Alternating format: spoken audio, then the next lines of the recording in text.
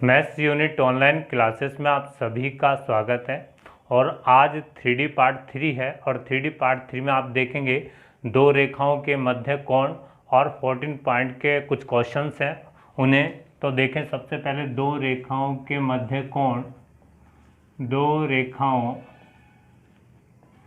के मध्य कोण बिल्कुल सिंपल और इम्पोर्टेंट है। एंगल बिटवीन टू लाइन्स, इसे देखें, आपने लाइंस के दो फॉर्म पढ़े हैं, यानी दो रूप देखे हैं। एक तो कार्टेशियन, दूसरा वेक्टर फॉर्म यानी सदिश रूप और कार्तीय रूप। तो पहले वेक्टर रूप को लेते हैं, वेक्टर फॉर्म। वेक्टर फॉर्म आपकी लाइन की क्या होती है? R vector equal A vector plus lambda B vector, जिसमें ए वेक्टर तो उस पॉइंट का पोजीशन वेक्टर होता है जिससे लाइन जाती है और बी उसकी डायरेक्शन का वेक्टर होता है। अब देखिए, अब आपको दो लाइन लेनी है, तो यहाँ A1 लिख रहा हूँ मैं और B1 लिख रहा हूँ, और दूसरी लाइन भी ये A2 प्लस, अब की बार कांस्टेंट कोई दूसरा लेना पड़ेगा क्योंकि दूसरी लाइन है, और B2। ये दो लाइनें हैं, R vector A1 plus lambda B1 और A2 प्लस म्यू B2। इन दो लाइनों के मध्य एंगल बन रहा है। इन दोनों लाइन आपस में काट रही हैं और ये एंगल बन रहा है। इस एंगल को फाइंड करने का फॉर्मूला क्या है? देखें, कॉस थीटा, और वही फॉर्मूला है जो दो वेक्टरों के बीच में एंगल का था। पहले आपको बताया था B1 vector dot B vector, क्योंकि इनके जो लाइनों के जो डायरेक्शन है वो B1 और B2 ही हैं। तो ये दो वेक्टरों के बीच में जो एंगल बनेगा, ये B1 और ये B2, तो उनका ही आपको ये फॉर्मूला यूज़ लेना है, मैग्नीट्यूड ऑफ B1 और मैग्नीट्यूड ऑफ B2, B1 का परिमाण और B2 का परिमाण। अब दूसरा देखें, कार्टेशियन फॉर्म। कार्टेशियन फॉर्म मतलब कार्तीय रूप। कार्तीय रूप में जो आपकी रेखाएं हैं, लाइन है, उनका इक्वेशन क्या होता है? x minus x1 upon A1, y minus y1 upon B1 और z minus z1 upon C1। और दूसरी लाइन का ले तो x minus x2 upon A2 equal y minus y2 upon B2 और z minus z1 upon C2। अब इनके बाद देखें कि इन दोनों के मध्य जो एंगल बनेगा उसका फॉर्मूला क्या बनेगा? वो यही है, लेकिन उसका रूप बदल जाएगा। क्या? इन दोनों के जो दिक् अनुपात है, इस रेखा के दिक् अनुपात क्या है? A1 B1 C1। इस वाली लाइन के दिक् अनुपात क्या है? A2 B2 C2। तो आप B1 B2 अगर पढ़ें तो आप ऐसे लिखेंगे, A1 B1 A1 A2 B1 B2 और C1 C2। और पहले वाली लाइन के मैग्नीट्यूड क्या होगा? A1 स्क्वायर B1 स्क्वायर और C1 स्क्वायर, और दूसरा A2 स्क्वायर B2 स्क्वायर और C2 स्क्वायर। तो ये आपके एंगल का फार्मूला है। अब इन पर बेसिस आगे की जो चीज़ें हैं वो देखेंगे।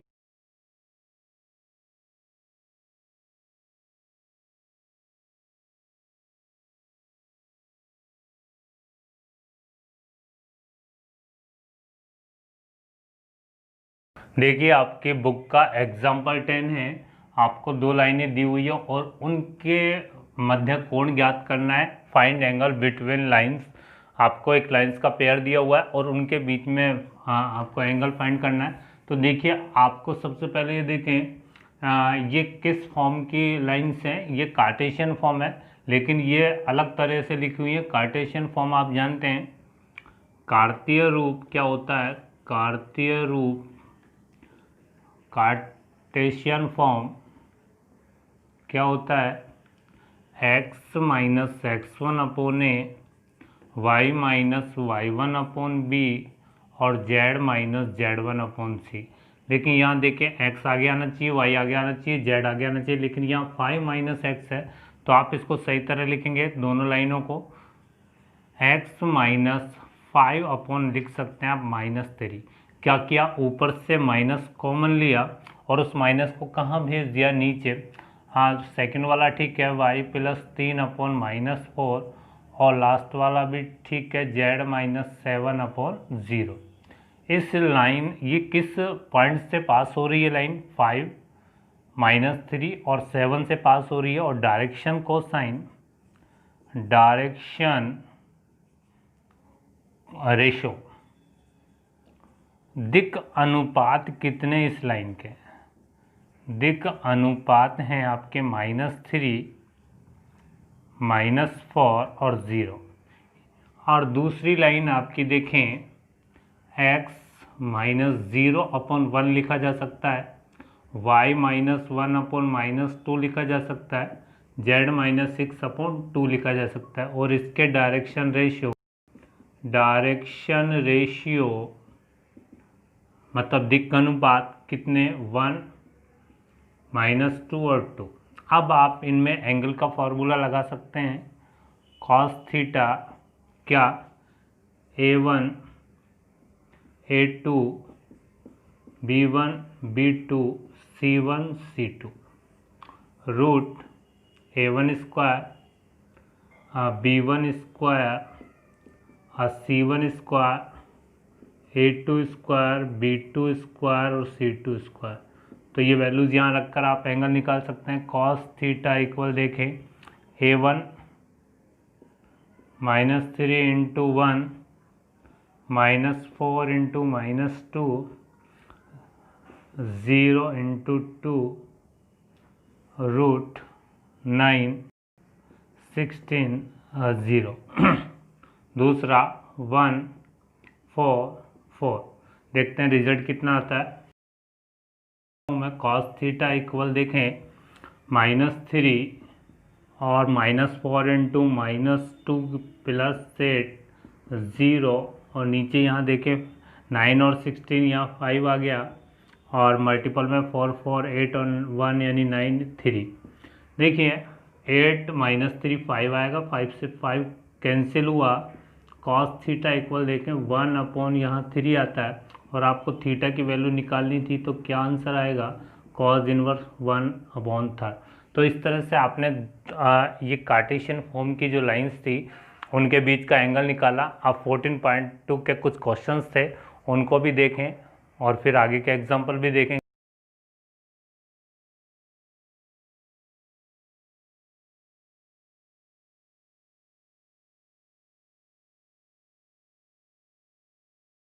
देखिए 14.2 का 8 क्वेश्चन है। इक्वेशन ऑफ लाइन आपको दी हुई है 3x + 1 6y - 2 = 1 - z।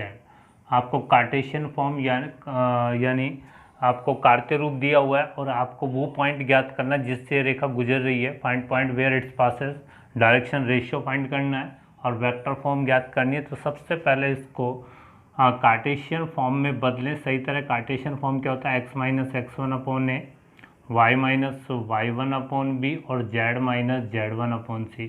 तो आपको ये फॉर्म बनानी है, तो उससे पहले x अकेला होना चाहिए, y अकेला होना चाहिए, z अकेला होना चाहिए। इसके लिए आप देखें 3 कॉमन लें, तो क्या आएगा? x + 1/3 इक्वल क्या?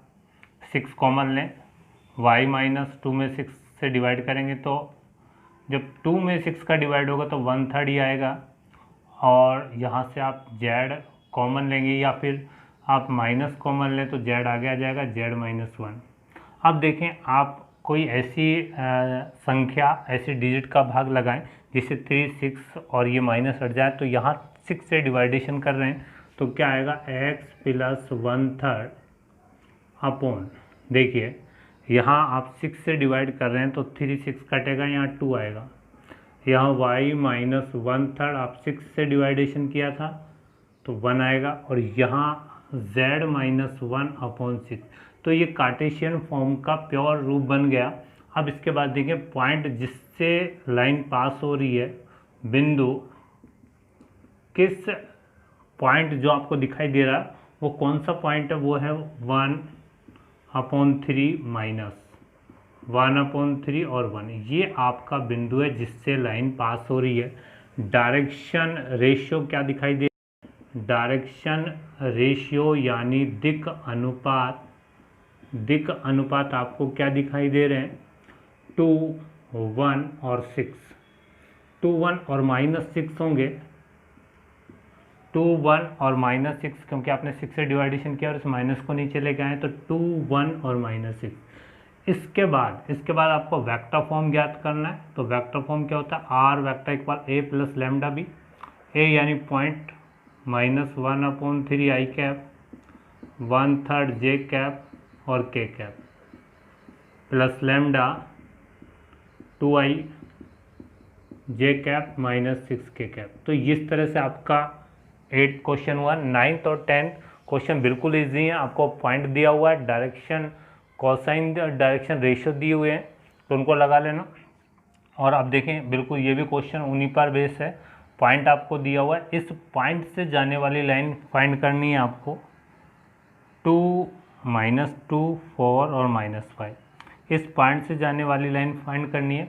और एक दूसरी रेखा इसके पैरेलल दी है, उसके डायरेक्शन रेशियो क्या होंगे, 3, 7, 2, यानी दिक् अनुपात। ये दिक् अनुपात है,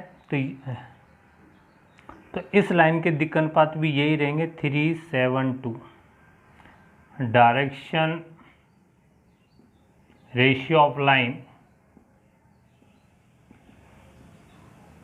बी, रेखा के दिक् अनुपात होंगे यही होंगे जो पैरेलल लाइन के दिक् अनुपात सेम होते हैं, 3, 7, 2। इसके बाद लाइन का इक्वेशन निकाल सकते हैं, चाहे वेक्टर फॉर्म में चाहे कार्टेशियन फॉर्म में। अब देखिए वेक्टर फॉर्म में क्या आएगा, पॉइंट क्या है, -2i कैप, 4j कैप, -5 के कैप और प्लस लैम्डा। इसके बाद डायरेक्शन रेशियो वाला vector 3i cap, 7j cap और 2k कैप। तो ये तो आपका वेक्टर फॉर्म में आंसर आ गया।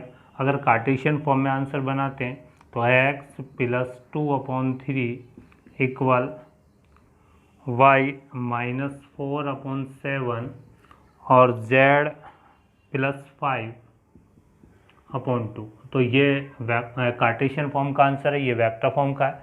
आप देखें, आपको दो लाइनों के बीच में जो एंगल निकाल रहे थे उन पर आगे चलते हैं।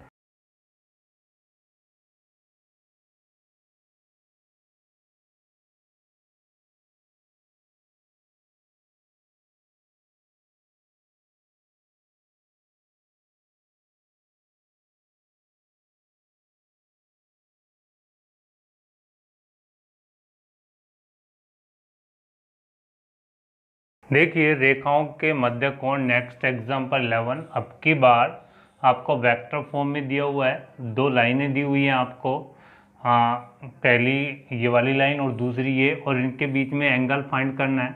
आपको मालूम है R vector A1 plus lambda B1, R vector A2 plus lambda B2 vector, lambda नहीं म्यू, क्योंकि यहाँ दूसरा कांस्टेंट लगेगा।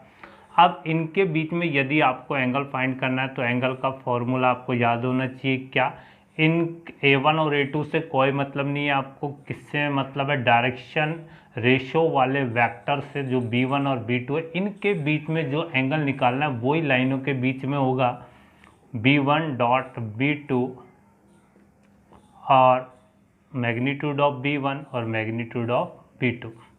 ये वाला फॉर्मूला आपको लगाना है। तो B1 वेक्टर क्या है, यहाँ B1 वेक्टर आपका आई कैप 2j और 2k बनेगा B1 वेक्टर, और B2 वेक्टर क्या बनेगा, ध्यान से देखें, 3i कैप 2j और 6k कैप। अब इन दोनों में आप ये वाला फॉर्मूला लगाएं तो cos थीटा इक्वल देखें आई कैप 2j और 2k कैप, हाँ dot 3i cap 2j cap और 6k कैप, और अंडर रूट देखें 1, 4, 4, यहाँ 9, 4 और 36 कितना आता है, कैलकुलेट करते हैं। 3 प्लस 2 × 2 4, 2 × 6 12, और नीचे ये देखें 3 आएगा, 4, 4, 8 और 1 यानी 9 और 3, यहाँ आपका कितना आता है 7, इसके बाद और कैलकुलेट करते हैं कॉस थीटा इक्वल 416, ये आपका 19/21। अब यहाँ से थीटा की वैल्यू कितनी आएगी, कॉज इनवर्स आपका 19/21। ये इस एग्जाम्पल का आंसर।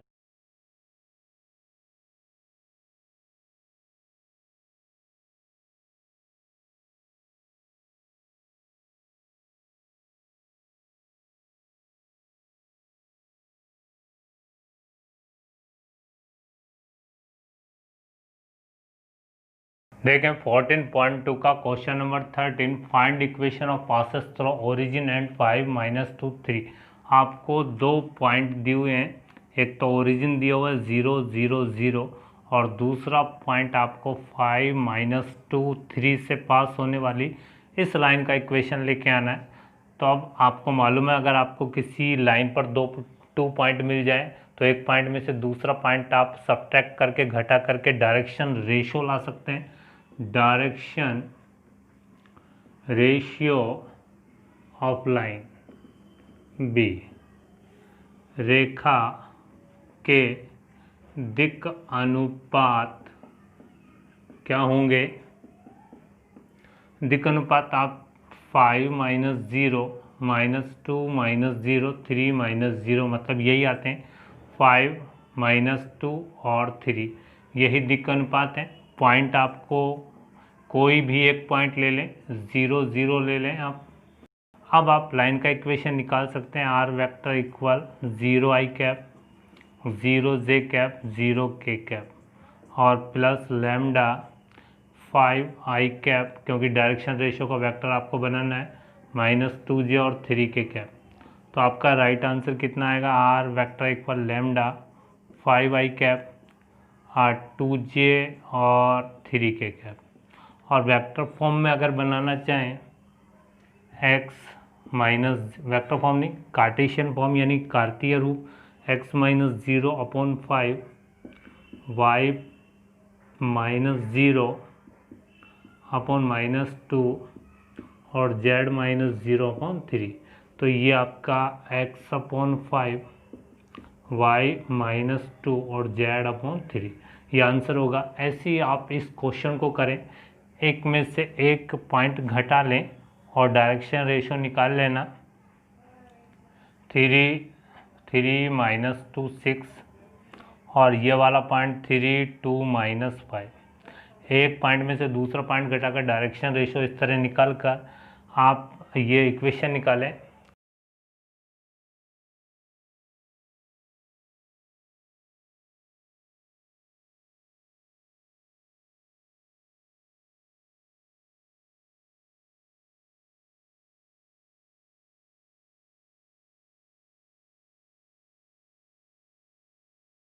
देखिए आपकी एक्सरसाइज 14.3 में आपको 2 लाइनें दी हुई है वेक्टर फॉर्म में, और अभी अभी आपने एक एग्जांपल किया है कि 2 लाइनों के बीच में एंगल कैसे फाइंड करेंगे, cos theta equal b1 b2 upon magnitude of b1 और दूसरा मैग्नीट्यूड ऑफ b2।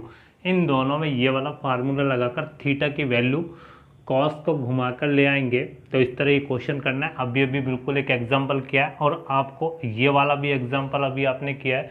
जब कार्टेशियन फॉर्म में यानी कार्तीय रूप हो तो आपको 2 2 1 4 1 8 ये आपके a1 a2 a1 b1 c1 और a2 b2 c2 बनेंगे। और अभी भी एक एग्जांपल किया था उसकी तरह कर लेंगे। आप देखिए क्वेश्चन आपके परपेंडिकुलर लाइंस पे आते हैं, तो इसमें आपको ये बातें ध्यान रखनी है, जब वेक्टर फॉर्म हो और दोनों आपको ये कहा जाए ये लाइन और ये लाइन दोनों परपेंडिकुलर हैं ईच अदर यानी लंबवत हैं, परस्पर लंबवत है, तो आपको क्या करना है, b1 डॉट b2 इक्वल क्या करना है, 0 करना है। ये वाला जो डायरेक्शन रेशियो वाला सदिश है उसमें डॉट प्रोडक्ट क्या होगा, 0। अब यहाँ देखें, ये अगर आपको कार्टेशियन फॉर्म दिया है, कार्तीय रूप दिया है, तो a1 a2 b1 b2 और c1 c2 आपका 0 होगा। लंबवत आती है आपके दिमाग में, ये 2 बातें याद आनी चाहिए अगर आपको वेक्टर फॉर्म है। इसका मतलब यही होता है a1 a2 plus b1 b2 plus c1 c2 equal 0। तो आगे के क्वेश्चन देखिए जिनमें लंबवतता की बात हुई है।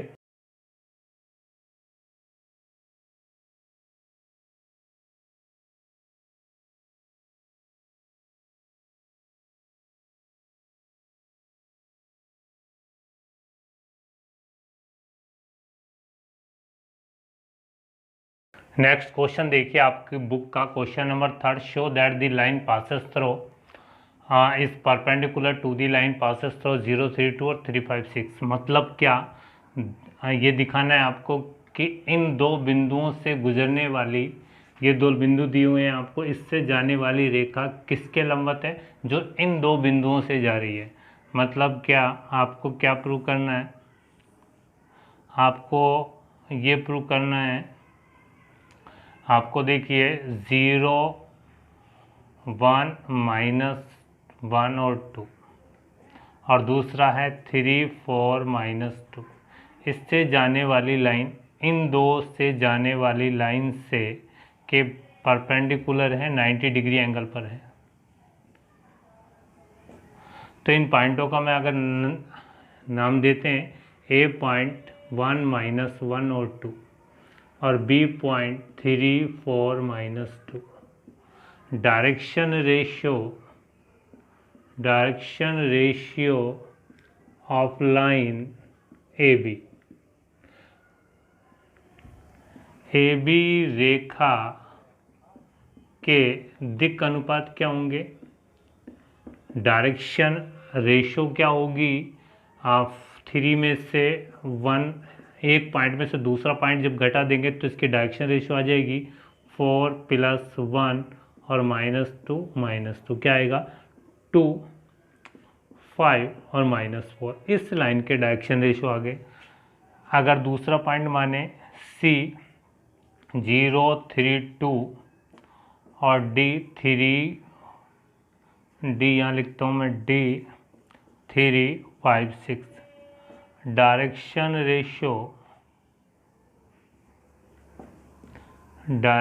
रेशियो ऑफ लाइन, कौन सी लाइन ली आपकी बार, ये वाली यानी सी डी रेखा के दिक् अनुपात क्या होंगे, एक पॉइंट में से दूसरा पॉइंट घटाएंगे 3 -0 5 -3 6 -2 कितना आया 3 8 2 और 4। ठीक है, अब इसके बाद देखें, if A B line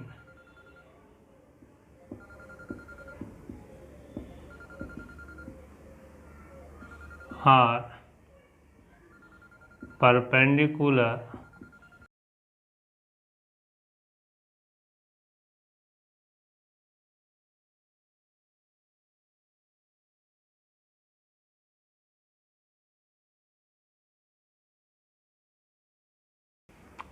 AB perpendicular CD, if यदि AB रेखा तथा CD रेखा लंबवत हैं, यदि क्या, इनके डायरेक्शन रेशो में ये A1 A2 B1 B2 C1 C2 कितना आना चाहिए 0। अब देखें, करके देखें, 3 × 2 अब 5 × 2 -4 × 4 कितना आता है 6 + 10 -16 कितना 0 आता है। ए बी और सी डी क्या है, परपेंडिकुलर है। तो ये क्वेश्चन इस तरह से हुआ। जब लंबवत की बात आएगी तो आपके दिमाग में A1 A2 + B1 B2 + C1 C2 equal कितना आना चाहिए 0। नेक्स्ट क्वेश्चन देखते हैं।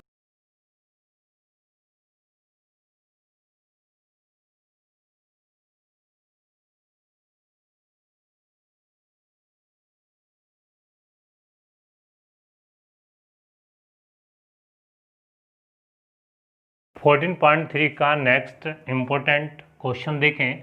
आपको के की वैल्यू लेके आनी जब ये दो लाइनें आपस में परपेंडिकुलर हैं, और यानी ये दोनों जो रेखाएं हैं वो आपस में लंबवत हैं, तो आपको के की वैल्यू लेके आनी है। ऐसे इम्पोर्टेंट क्वेश्चन होते हैं।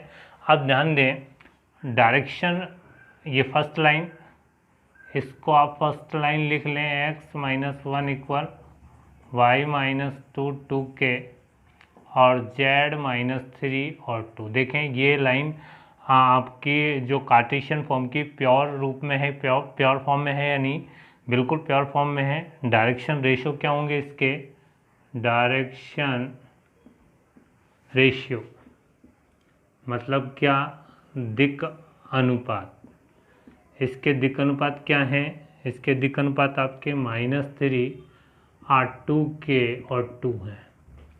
दूसरी लाइन को देखो, x माइनस प्योर फॉर्म में है या नहीं है, 3K इक्वल y-1/1 z-6/-5।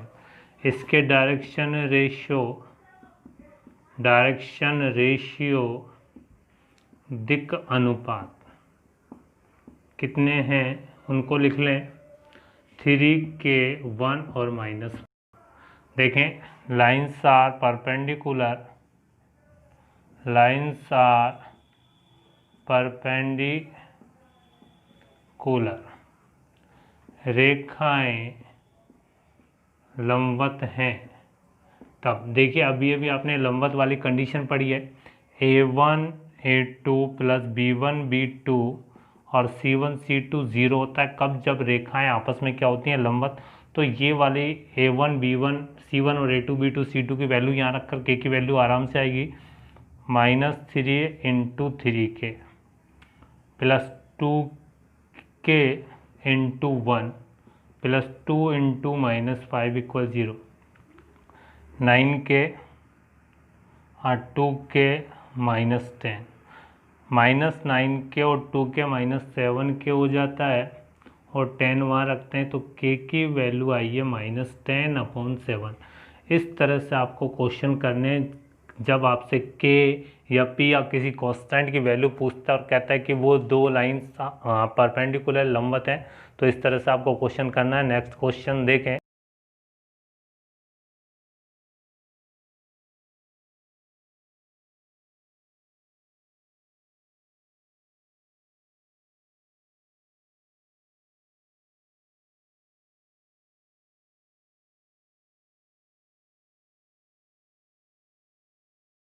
देखिए, आपकी बुक का question number 5 most important question है और ऐसे ही एग्जाम्पल आपका 12 है, वहाँ आपको कार्तीय समीकरण यानी कार्टेशियन फॉर्म का इक्वेशन लेके आना है, यहाँ वेक्टर इक्वेशन लेके आनी। क्वेश्चन क्या है समझिए, रेखा का सदिश समीकरण ज्ञात करें जो इस बिंदु से गुजरता है और इन दो लाइनों पर वो रेखा लंबवत है, इसके भी और इसके भी। Find the vector equation of a line which passes through, ये पॉइंट दिया हुआ, और परपेंडिकुलर बोथ गिवन लाइन्स, जो लाइन आपको लानी वो इसके भी परपेंडिकुलर है और उसके भी।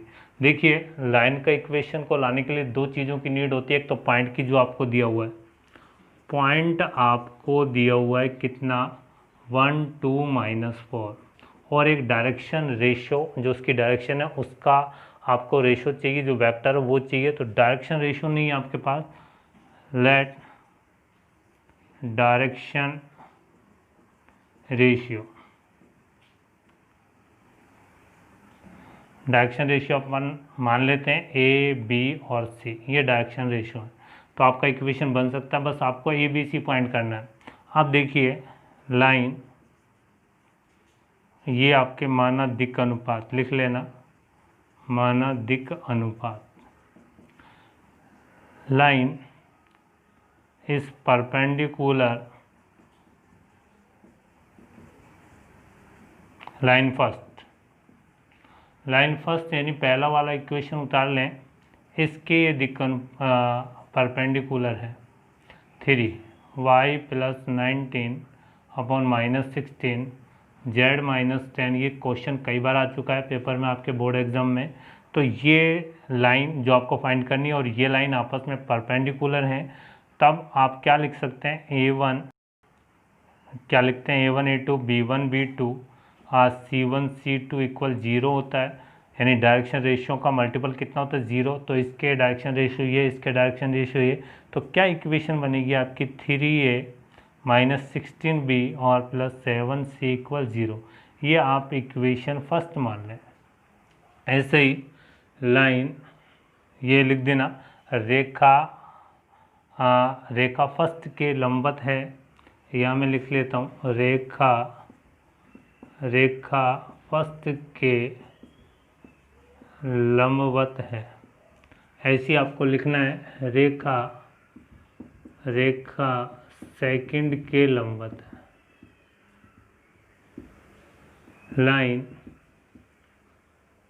परपेंडिकुलर टू दी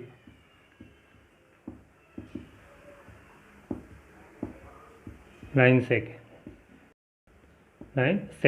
इक्वेशन लिखें x माइनस 15/3 y माइनस 29/8 और z माइनस 5/-5। तो इसमें इक्वेशन क्या बनेगी? 3 है 8b माइनस 5c इक्वल 0। अब आप दोनों इक्वेशनों से आपको रेशो में आपको वैल्यू लेके आनी है ABC की। तो कैसे लेकेंगे? फर्स्ट इक्वेशन आप पहले लिखें 3a minus 16b plus 7c equal 0 और ध्यान से देखें 3a plus 8b minus 5c equal 0। अब आप इनका रेशियो में कैसे मान लेके आ सकते हैं ABC का इन दो इक्वेशनों से?